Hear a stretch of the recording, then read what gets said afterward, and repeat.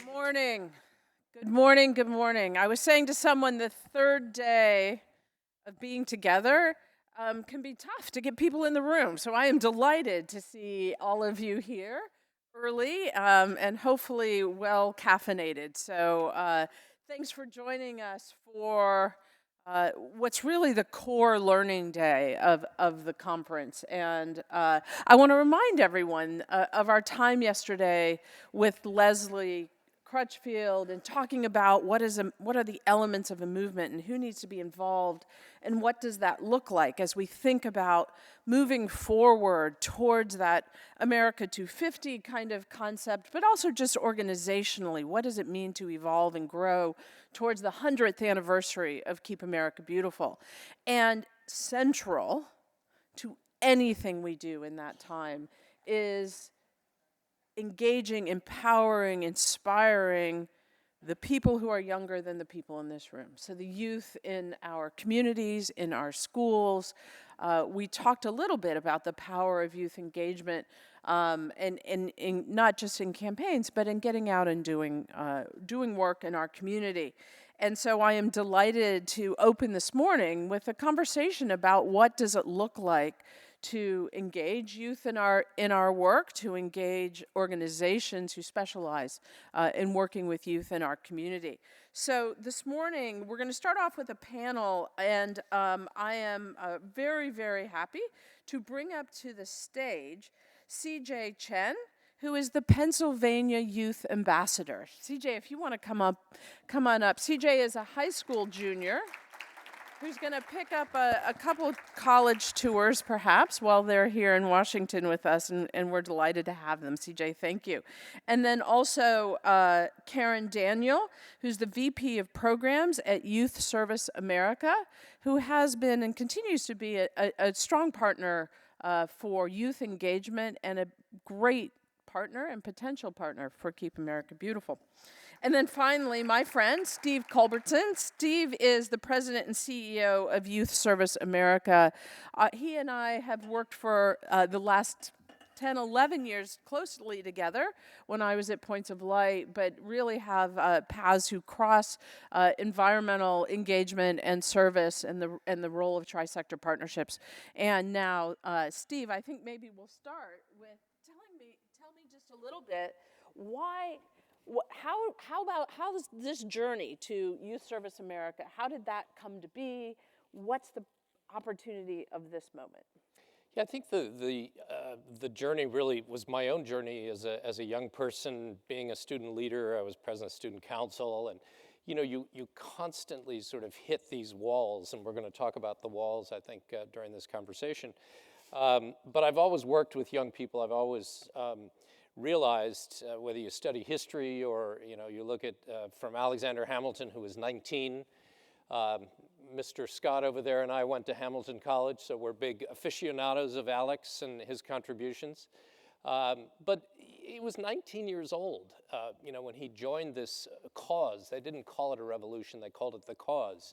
And I think this is a cause today. We're in a room with a lot of people who really believe in the Keep America Beautiful cause. And you take that right up to Greta Thunberg, who really changed the world when she stepped forward as a young person and all of a sudden was more articulate about the issue of climate change than the leader of the free world was. And so I think young people have always been at the center of social change, and I think that's why I do this work, and it's really the essence of YSA. Thank you.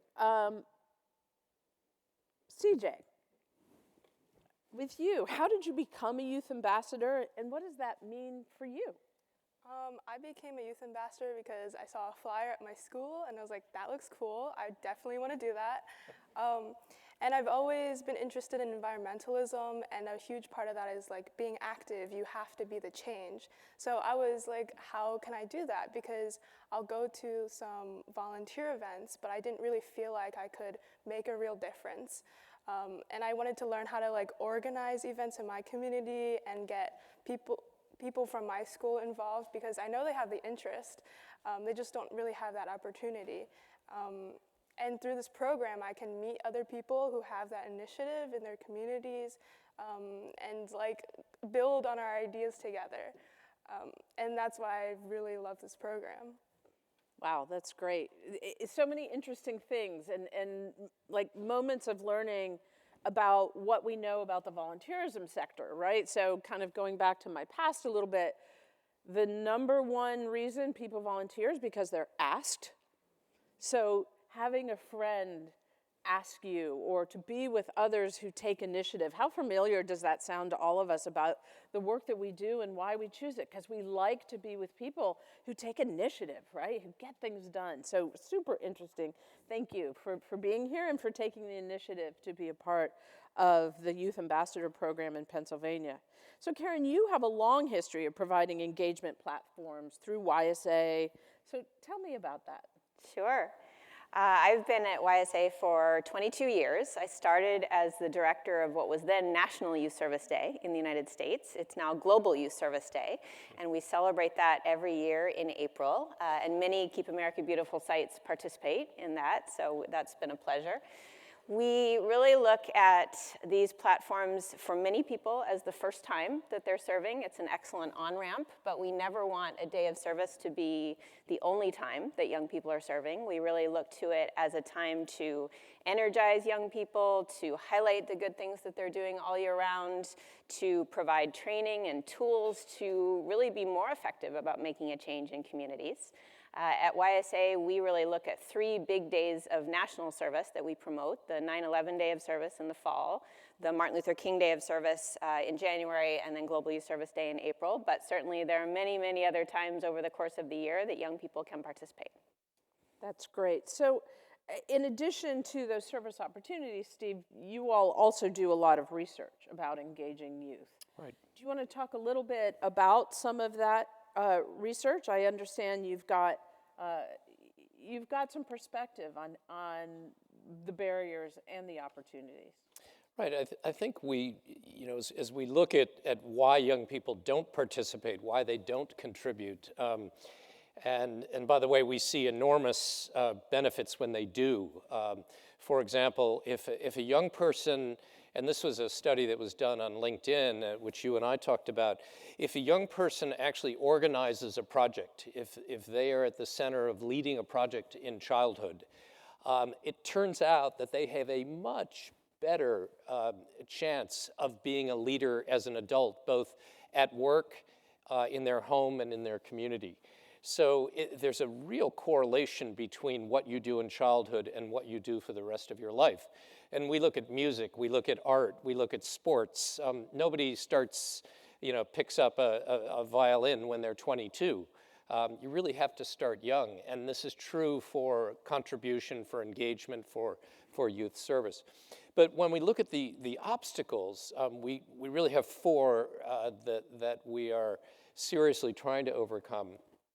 And the first one is really just the low expectations.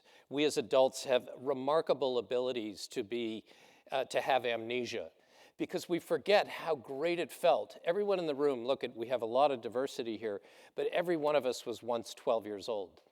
And we remember how great it was when we were 12 to be trusted, to be asked, to be considered an asset and a resource.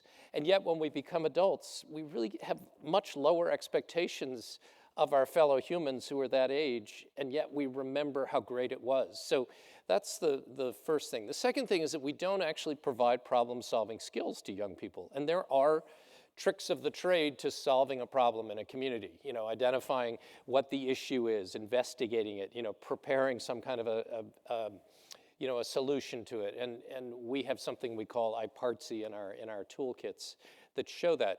The third thing is that certain communities have literally a cultural history of being done to, at, for, but we rarely ask those communities to do something themselves.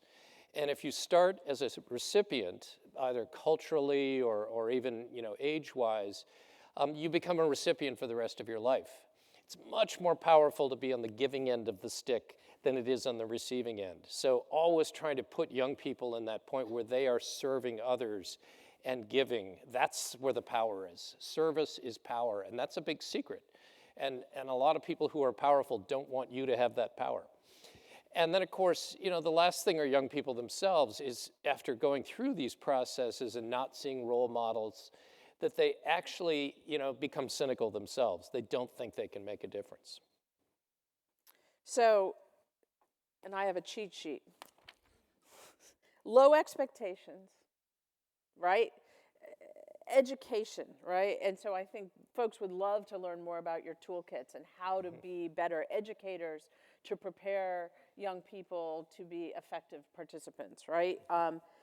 Because all of us learn too.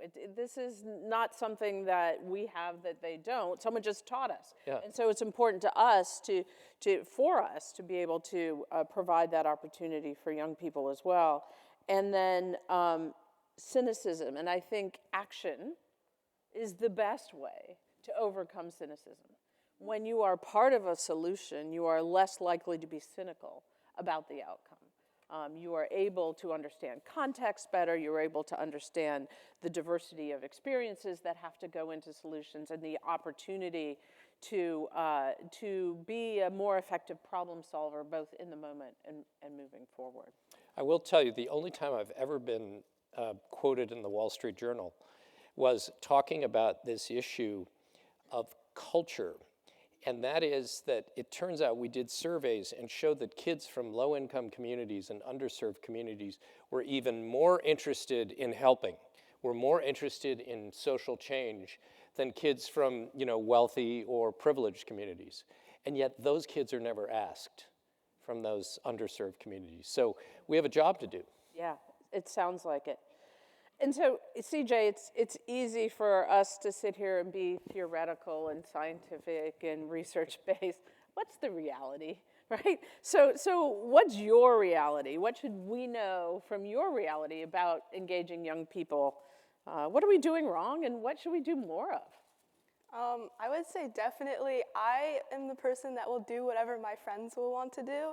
And so encouraging kids to bring their friends to events, having some sort of incentive like food or just an flexibility to time, such as arriving late or leaving a little early, because I know all my friends have busy schedules. That's a huge part in just getting people to come to events.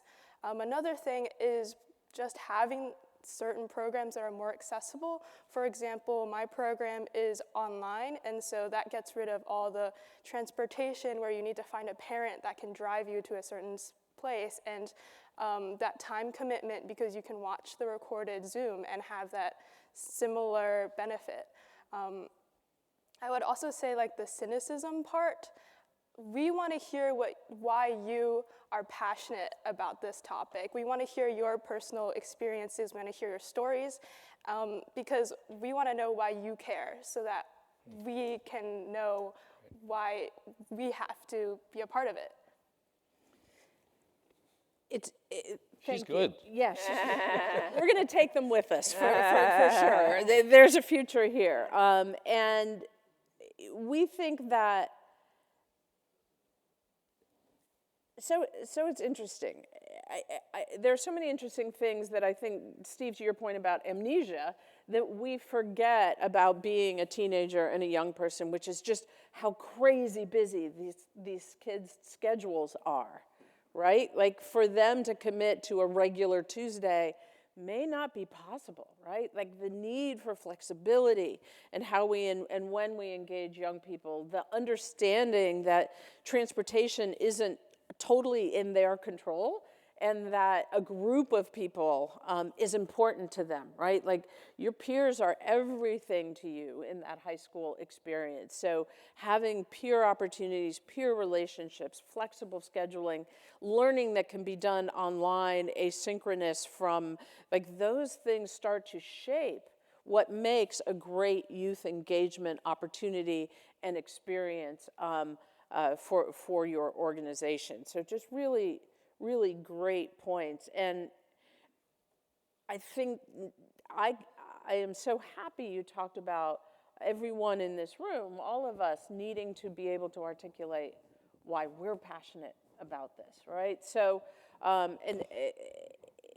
for Keep America Beautiful, one of the things, and some of you have seen this as I've gone around the country and talked about it, we've done a color chart of the things that articulate what our work is, and there are 3 pillars for that. One is clean, which is litter and recycling and innovation, and that's the blue pillar. There's a green pillar, which is our green initiatives, parks and tree planting and beautification initiatives. And then there is this red pillar, and that's the inspire pillar, because you're not going to get anyone to do the other work if they're not inspired and passionate. And this goes for young people too, right? Like it's a lot to ask them to bring their own passion if we don't bring ours. So it's an invitation for people to remember to bring your passion and your experience to the younger people who are part of our program. CJ, thank you so much. There's just so much there. So Karen, how does CJ, the things that CJ is elevating, how do they get incorporated into your plans? Because I know YSA has a America 250 vision of its own. Do you want to talk a little bit about what that looks like? I would love to. And I love all of our talking about passions and engaging what people love to do, because one of the things that I love doing at YSA is helping young people think about what they love to do and how to use those skills to plan a service project around something that they care about. We have a model at YSA that we like to bring to young people and adults that work with them that we call Spark plus Fire plus ASAP. And what that means is that we know that all of us have a spark, something that we love to do, that we would jump out of bed if we had a whole day free with nothing we needed to do and just love to do that thing. And for some people, it's music, and for some people, it's science, and for some it's animals, and for some it's public speaking, and some it's designing video games. You can imagine sort of this broad spectrum. But a lot of times people think that they can't use those things in order to do a service project, that that's sort of separate from something that they would do a service. And so we really enjoy working with young people to sort of tease out what they love to do. That's the spark. The fire is what issue fires them up. What do they care deeply about in their community? So choosing an issue. We know that many of those issues are well established here among all of you and what you're doing around the environment. And then ASAP is a model that we like to talk about for how young people can effectively make a difference in communities. And that ASAP stands for awareness. So the first A is how young people can teach others in their community about an issue and spread awareness to their peers, their family, their teachers, their mentors, community leaders about an issue. The second, the S is service. Sometimes it really takes just rolling up your sleeves and picking up the trash or cleaning up the river. The second A is advocacy, so really sharing with community leaders, elected officials, how they can make a difference through legislation and policy around an issue that young people care about. And the P is philanthropy, raising funds. Sometimes it's really important to raise money around an issue. So we like to help young people sort of put these 3 ideas together around how to make an effective project. YSA has been doing this for a long time, and several years ago, as we started thinking about the coming of the 250th birthday of America in 2026, we thought, how can we, in some ways, kind of get back to our roots as a field-building organization and really bring together a broad swath of organizations, from schools and after-school programs to community-based organizations, faith-based organizations, youth development groups, to come together and provide more opportunities for young people to participate. We know that right now about 25% of young people are participating in their communities in some way. That's a bit of a jiggering we've done with a whole lot of data that we've looked at, but that's our best guess. And so we thought, how could we come together and raise that to 50% of young people participating by America's 250th birthday, on the way to 100%, of course, as we've talked about the importance of all young people being involved down the road. So we have embarked on a bold campaign to really bring organizations to the table to commit to providing more opportunities for youth And we look at those opportunities in a few ways. One is service, as we've talked a lot about, and that runs a gamut from the first time of serving to very, very deep engagement. We also look at civic engagement and voting as a key part of participation. And then what we call joining in leadership, being a part of an organization that really takes a leadership role in the community and has opportunities for ongoing engagement, like you all. So this is our vision, and these are our plans for the America 250 campaign. This is our sweet spot, right here. You are the sweet spot. I think to that point, perhaps the folks in this room can take this as an invitation to connect with you and learn how to more fully connect to providing those opportunities and being part of the numbers that get counted for youth engagement over the next 3 years, because we're going to be working on those exact same issues.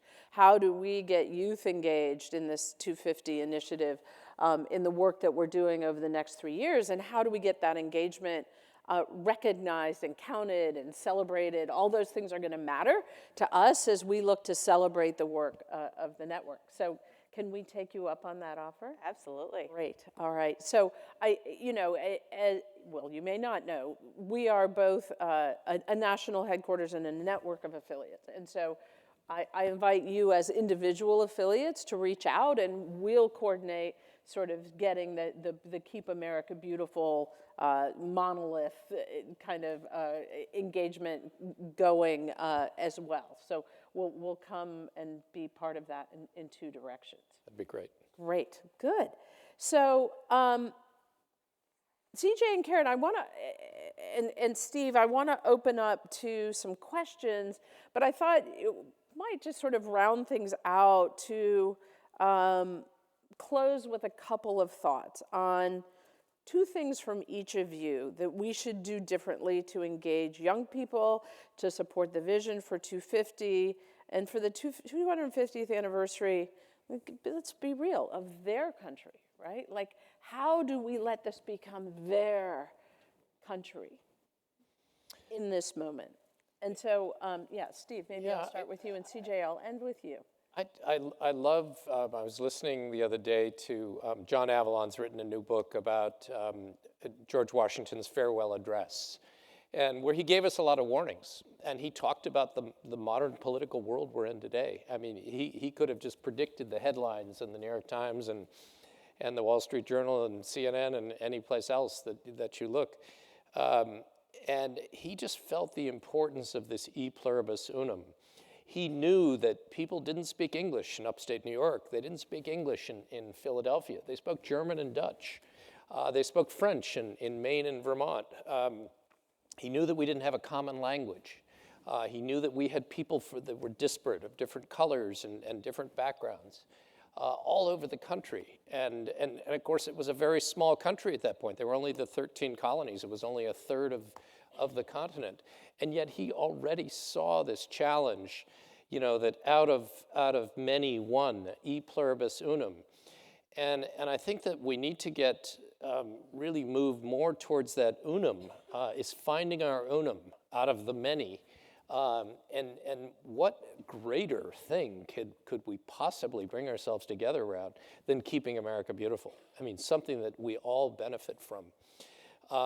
But I also think we can make the argument to moms and dads, to teachers, to business leaders, that when young people get involved in solving problems, in looking at an issue in their community and doing it while they're children, ASAP, now, not in the future.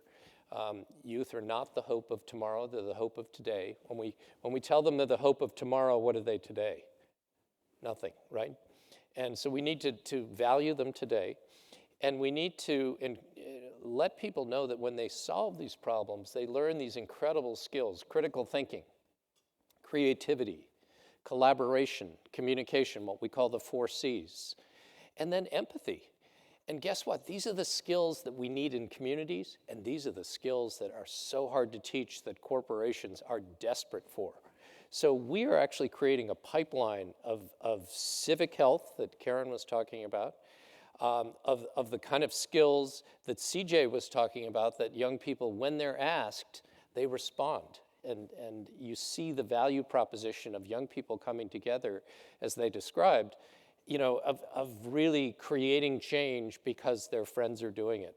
So I think we've got a huge opportunity, and it's why I love this organization. And in terms of the semi-quincentennial, we're all going to learn to say that. For those of us who were alive during the bicentennial, I was a kid, but I remember it was a really big deal. And I think we can make it a really big deal and really come together as a country around the things that we have in common. Less pluribus and more unum.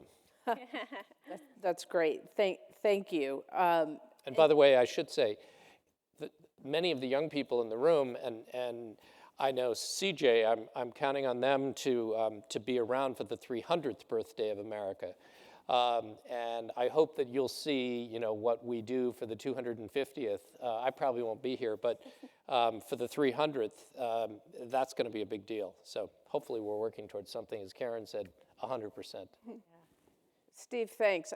We talked about this yesterday, or maybe it was on day one, that we do work, litter prevention, on recycling, on cleaning and greening our communities, but the real secret sauce of this organization is that we are building community pride and engaging community and building itself, right? And so these are exactly the themes and the lessons. It's no different for the young people in our community. It's about building their pride and their engagement so that we, as a society, have great and enthusiastic citizens to carry the vision of this country forward. So thank you very much. Karen, sort of two things from you.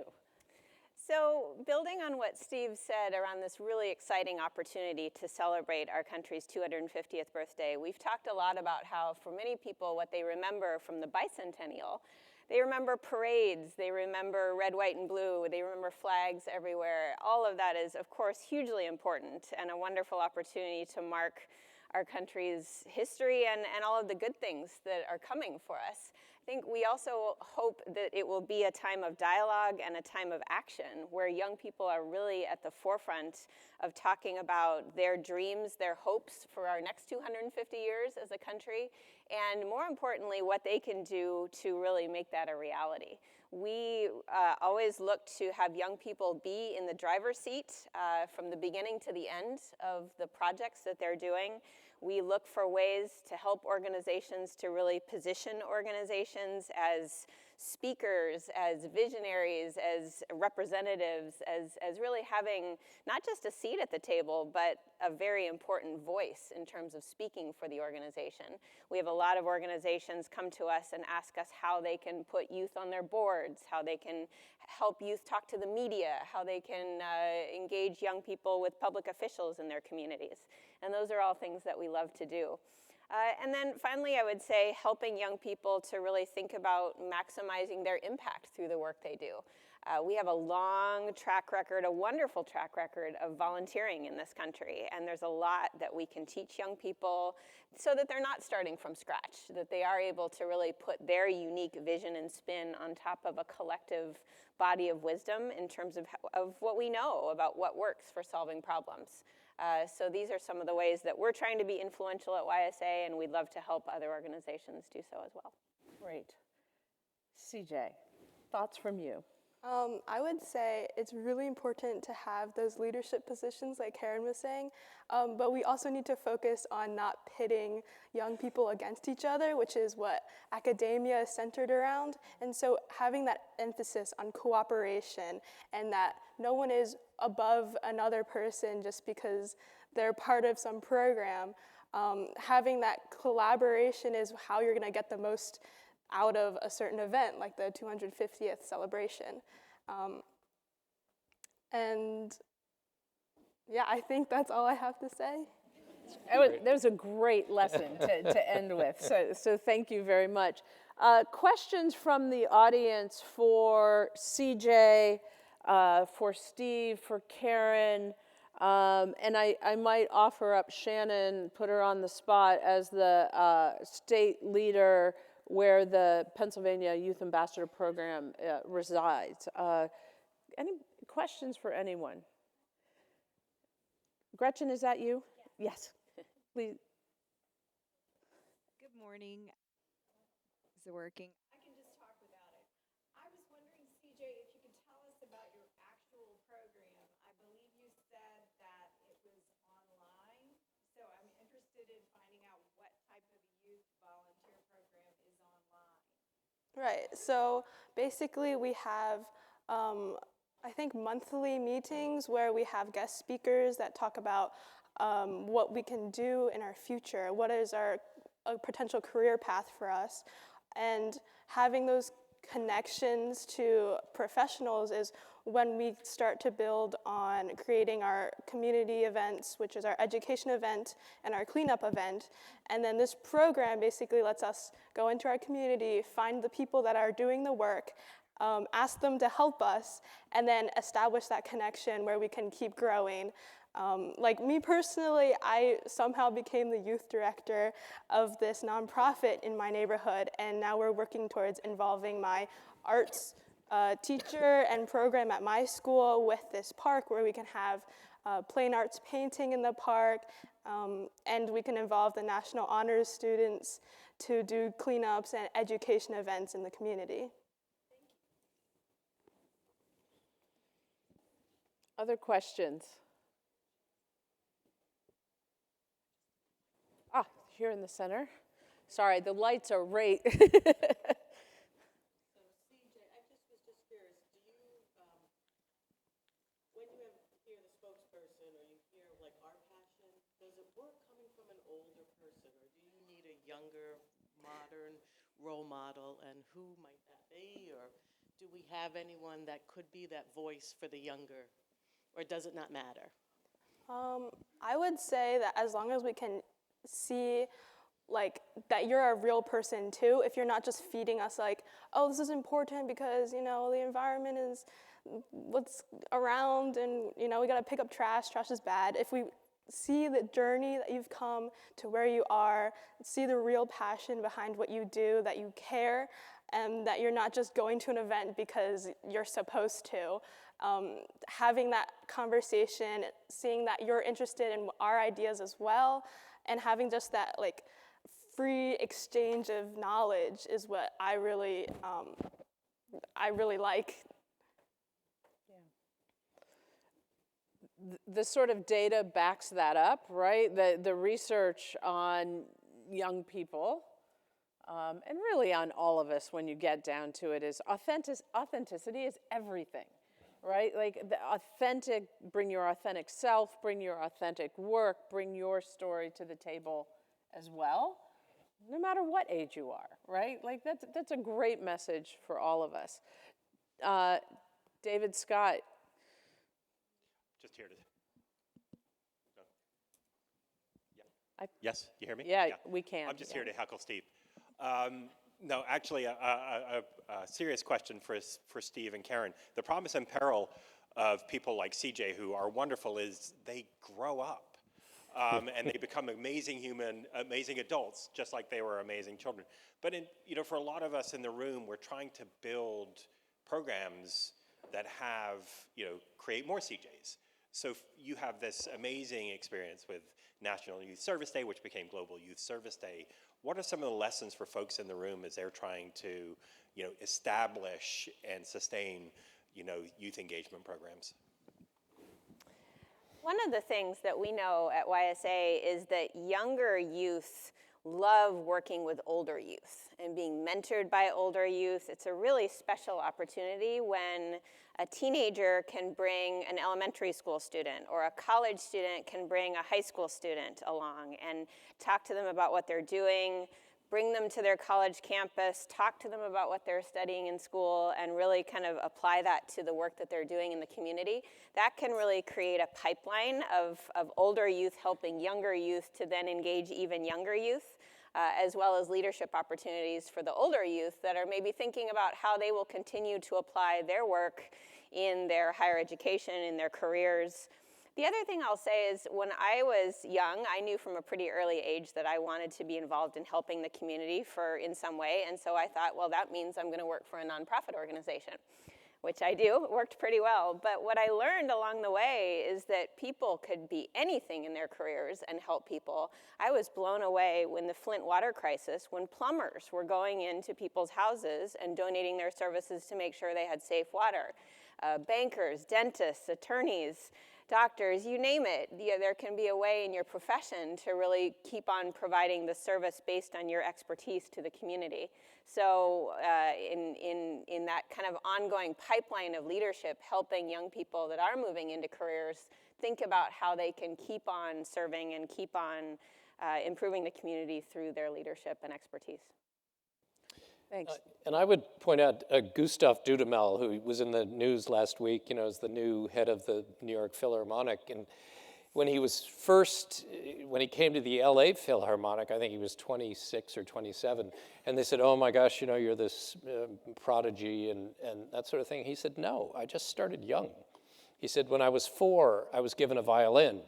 When I was 9, I was given a baton. By 13, I was conducting the Venezuelan Youth Orchestra.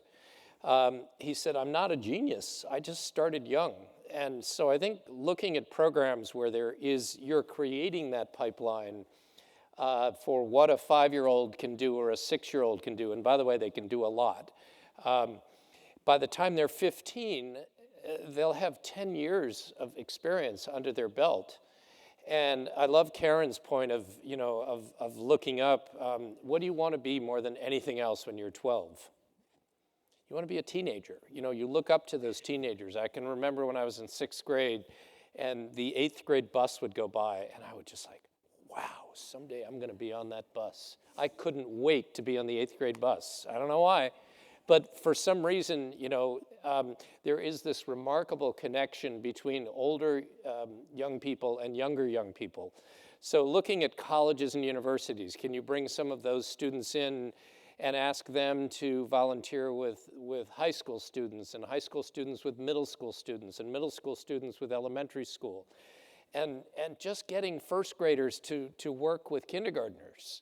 My gosh, all the kindergartner wants to do is to be in first grade. It starts young. So thinking about that dynamic of just the psychology of childhood and remembering your own childhood, close your eyes and imagine that you were 6 again. And what would that do for you? Where would you find your place in the community? And it's all there, it's in our heads. But again, we have amnesia about it because we somehow push off childhood as a period, that, oh, that's so childish. Well, come on, let's be more childish because those were great years. And we had amazing sort of sentiments about the world and we cared a lot more back then. I'm not sure we cared a lot more back then. Well, not this group. than people do today, but there was a different sort of support mechanism around us. And we talked yesterday about the need for a national campaign to come back, right? Which is, what is that iconic campaign that might be in our future, and what's the opportunity of that? I mean, I think for me personally, I was the give a hoot, don't pollute generation, right? Like that and the Schoolhouse Rock videos and I was that kid getting those messages, getting the litter bag for the back of the wood-sided station wagon. I was the little girl tattling on my mother if she dropped the popsicle stick, right? Like, so there are things we can also do as a network to get our messages to young people because they are terrific messengers, and that message delivered early can stick for life, right? Like, so I think, really leaning into those younger education opportunities as well. CJ, any thoughts from you on that? I definitely agree. I always look up to people that are older than me that are like college level right now. I'm considering colleges. I want to know what their experience is like because they just seem like a lot more relatable in a way. But I would also say that for a campaign, the message should be more about focusing on what you can do as a group, because there's a lot of campaigns that are like personally and very targeted towards individual action, but I believe that real change comes from that collaboration. That's terrific. So we're going to take, here's Shannon. Shannon's going to weigh in for just a minute. Thanks, Shannon. I just wanted to say, because I know somebody asked about kind of the mechanics of the Young Ambassador program. Suzanne from Texas and I will be doing a session at 11:15. Texas also has a Youth Ambassador program. And then there's another gentleman as well presenting. But at the sessions at 11:15, we're going to kind of walk through all of that. And I also wanted to highlight Kylie. There she is. She actually administers the Young Ambassadors program for Pennsylvania. So if you have any detailed questions for there. And CJ, thank you for coming. Yeah, I think from all of us, you know, Steve and Karen, thank you. But CJ, just absolutely a delight to have you with us on the stage. We're so grateful for the time you're giving to Pennsylvania and to keep America beautiful. Thank you very much. Let's have a big round of applause.